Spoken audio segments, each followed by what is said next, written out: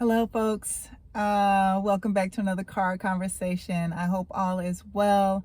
I'm going to try to make this as succinct as I possibly can. I have an idea. I got this idea actually out of a meeting. Somebody brought it up, this information up, and I was like, oh my gosh, I totally forgot about that. So, in 2019, in Florida, the Floridians passed a bill. The bill is 7066 that would re-enfranchise those individuals who have been convicted of a felony. Okay, so that happened in 2019. Then you had their governor, death of all things, DeSantis, come along and he amended that bill with Amendment 4.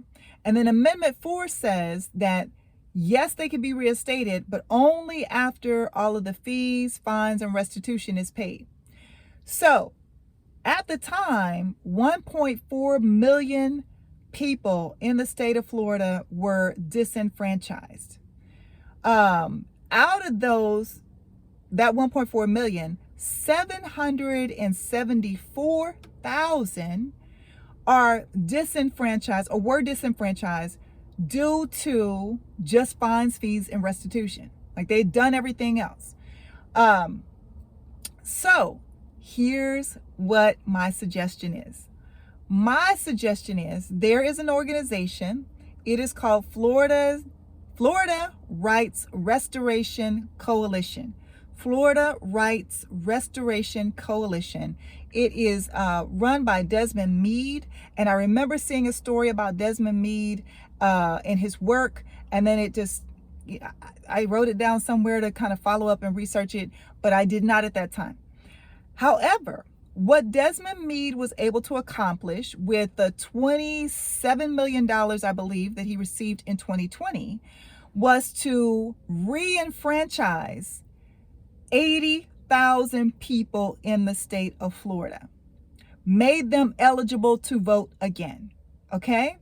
Paying, and these fines and fees can range from a couple of $100 to millions. And I'm very aware of this and how this is one of the biggest issues with people, well, on probation specifically, because I was a probation officer for 5 years. Yes, I've done everything under the sun. So I know how, especially with people of color, they are strapped with these fines and fees, and it's all a gimmick, a game to keep them in the system and to keep the money flowing into the counties, into the prisons, into the jails.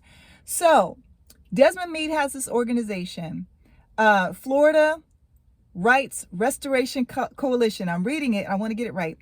And then in 2020, helped 80,000 people restore their rights to vote. Out of that 80,000 people, 60% actually voted in the 2020 election, and 60% of them, not only did they vote, but it was their first time voting. Their first time voting.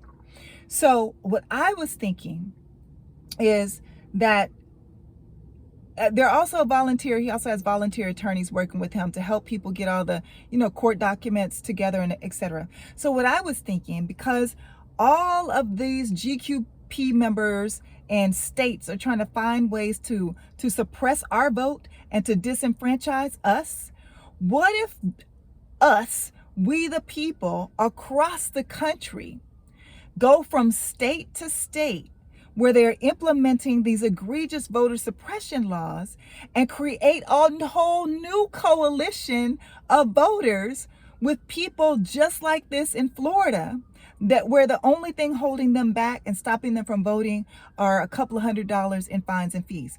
And I know some of you are going to say, well, what if we pay off those fines and fees and then they go out and commit another crime?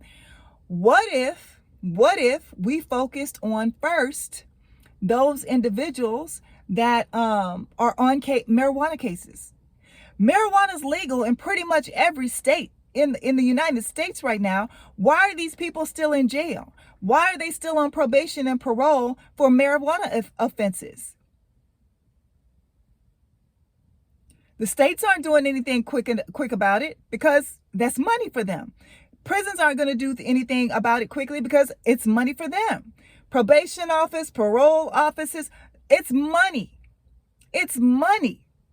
So they aren't going to do anything. So what if that is one way we can get around those people that are going to have pushback? Well, we'll pay off their fees and then we'll see that they committed another crime or they didn't vote. And yes, everybody isn't going to vote. I just told you 60% out of that 80,000 voted, but in the 2020 election, but 60% of 80,000